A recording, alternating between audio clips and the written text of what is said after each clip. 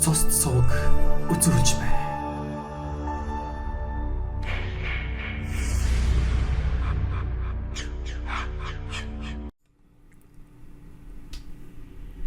Монголд элчин сайдын яам нь байдаггүй 55 улс байдаг бөгөөд Хятад улсад суугаа Монголын элчин сайдын яам эдгээр орны элчин сайдын яамны консулын албатай харилцаж иргэдтэй виз авч өгдөг ажээ. Тэгтэл зарим нэг залтай хүн үүнийг овчноор ашиглаж Канадын визийг Бээжингээс гаргаж өгнө гэх зэргийн зар тарааж хүмүүсээс их хэмжээний мөнгө лойрддаг ажээ. Үлзий цэцэг, дэлгэр сайхан хэмээх нэг гэрийн гэрим хоёр яг ийм л ойр хийснээс болж дэлгэр сайхан нь өдгөөгөөс 6 жилийн өмнө бусдын гарт амнасаа алдсан байна. Хүн лойрдож байгаад алуулчихсан болохоор хохин гэлтэй нь биш. Гэхдээ л түүний хохь болоод өнгөрч байгаа юм. Хан үлдвэргийн 8 дугаар хороонд оршин суух Жаданбиен гал одрох хэмээх 30 орчим насны залуу Канада руу гарах гэж нэлээд их хөөцөлдөжээ.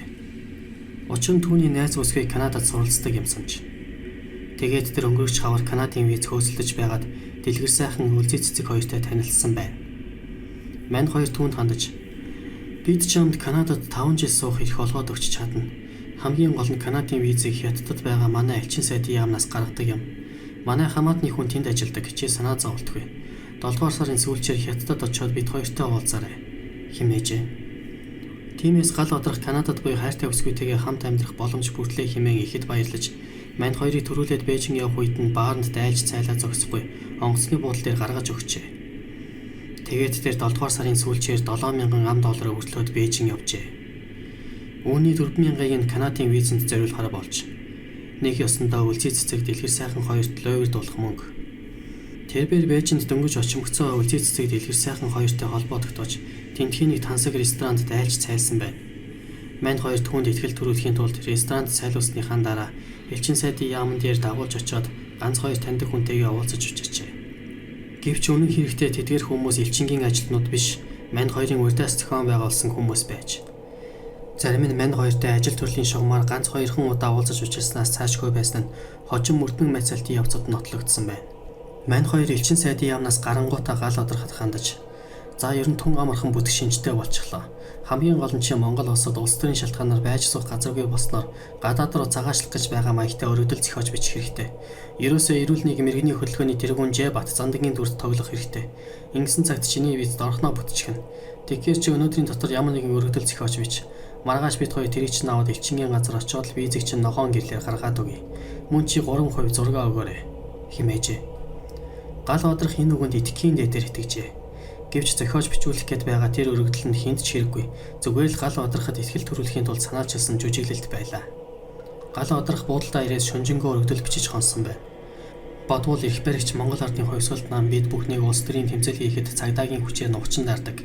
Намайг улс төрийн шалтгаанаар ганц удагт олон сар хорьсон. Их баригч намынхан миний бизнесийг татвараар дарамтлаж үгүй хийсэн. Гэх зэрэгээр чөлөөтэй авч өгсөн байж таарна. Тэгээд маргааш нь энэхүү өргөдлөө аваад үлзий цэцэг дэлгэр сайхан хоёр дээр очсон байна. Үлзий цэцэг түүнийг нь уншиж үзснэ. Яг болж байна.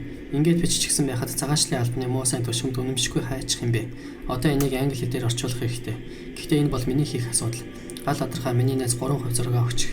Мөн элчингийн төшөмдийг ахуулах $3,000 бас өгчих. Харин бид хоёр шагналынхаа хөлс болох 1,000 ногооно визийг чинь гаргаж өгснийхаа дараа авна хэмээжээ. Цагаачлалын шугамар Канада руу гарчихна гэж бат итгэсэн гал одрох үлзий цэцгийн хэлсэн болгоныг биелүүлжээ.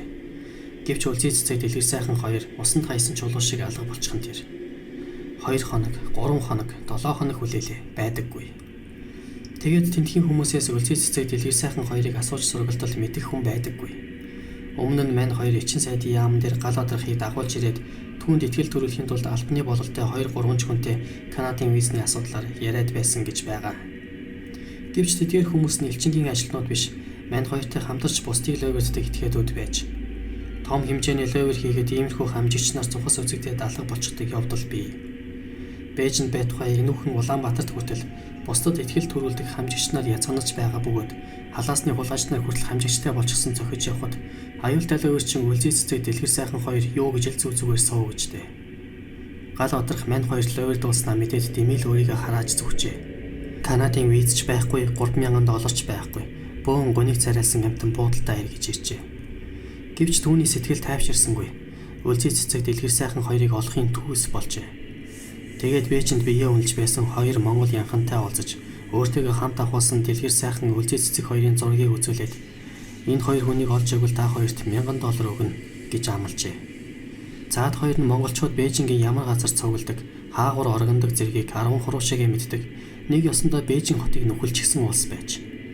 Тиймээс тэд ердөө 3 хоногийн дараа үлзий цэцэг дэлгэр сайхан хоёрын хаана байгааг мэдээд авчихсан байна. Мань хоёр Бээжингийн захад байх хариугүй муу үйлчлэгээтэй зочд буудалд оргинож байсан бөгөөд гал одрохыг Бээжингээс зайлж утгахыг хүлээгээд дараачийнхаа хүнийг заллах аргаас өвчлээд хэвтэж байсан байгаа юм. Гал одрох амлсан ёсоор мөнөх хоёр янханд $1000 өгөөд зүрхээ чангалахаар бааранд орж 3 стакан арх авч уугаад дэлгэр сайхныг айлгаж сүрдүүлэхээр ойролцоох дэлгүүрээс уртгээчин хутаг аваад мань хоёрын байгаа буудалд тавьж хүрчээ. Тэгээд ёстой л нөгөө галтайгаа бууна гихч нь болсон байна. Тэрээр дэлгэр сайхны цээж нь хутгад тулгаад яадаг юм бол өөрч юм бэ? Миний 3000 ногооны гаргаад ир гэхэд цаадах нь өчүүхэн жайж болгогдсон шинжгүй. Тэр мөнгө чинь надад байхгүй. Байсан ч би өгөхгүй. Эхнэр бид хоёр чамаас 3000 ногоон хөлөгдөх гэж маш их зовлон туулсан. Зөрөгч нь хүрэх юм бол чи над хутгаад үрчихгүй юу? Нэг муу мангар бацаан хутад тулах төдийд хамаг байдаг гаргаад өгнө гэж бодоо юу? Ингэх байсан юм бол өөр хийх хэрэггүй байдаг юм. Гэх зэрэгээр томорчээ. Үүний хажуугаар үлзий цэцэг миний өгшин наад модоо битгий бууж өгөөрэй. Наад чинь харах царай нэхүн утгалж чадахгүй нөхөр байна. Чаддаг юм бол чи бид хоёрыг хятадын цагдаад бариад өчгөөчтэй. Гэвч чиний сачи дутна. Бид хоёр хятадын цагдаа нарыг аль хэдийн хахуултад өөрсдийнхөө талд авчихсан гэж хорийг нь малтсан байна. Тиймээс $3000 ойрдуулсан өвхлийн хор шараа малтуулсан гал одрохын тэсгэл алдарч дэлгэр сайхны цээж рүү хутгаа явуулж өргөжээ. Нэгэнд шуударсан байнаар дэлгэр сайхны цээжинд дахиж 3 удаа хутгалаад үлзий цэцгийг алхаар улайран хөөсөн байна. Харин хаз болж буудлын хамгаалагч нар түүнийг барьж авснаар үлзий цэцэг аврагджээ. Энэхүү хэрэг хятадын нутагт гарсан болохоор тентхийн шүүхэн шийтгэгдэх аж. Эдүгээ гал одрох хятадын шоронд хоригдож байгаа юмсанч.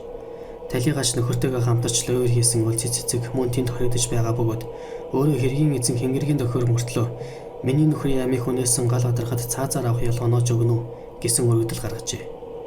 Энэ тухай гал одрохын төрсөн ах Галбаатар ярьсан бөгөөд тэрээр талигач залуу өөрөө буруутай болохоор дүү маань арайч дээд хэмжээ авчихгүй байх. Тэр дэлгэр сайхны жагуу өөрийнхөө гэм бурууг үхлээрээ нөхчлөө. Харин тэр үлзий цэцэг гихч новшийн лойрчин хүүхнийг дор хаяад 10 жилээр яллах хэрэгтэй. Бид түүнээс дүүгийнхээ $3000 хэмжилсэн боловч одоо болтол авч чадахгүй байна. Улаанбаатарт байдаг ар гэрийнх нь гэж хов хоосон хогийн амьтад байдаг юм байна. Талигач дэлгэр сайхны ар гэрийн хинч бас ялгаагүй. Иймэрхүү хогийн юмнууд л бусдыг л уурдаж, бусдыг гэмт гэрүүлүүлж, өөрсдийгөө ч бас шоронд илгээж, шоронд болдог юм байна гэсэн юм.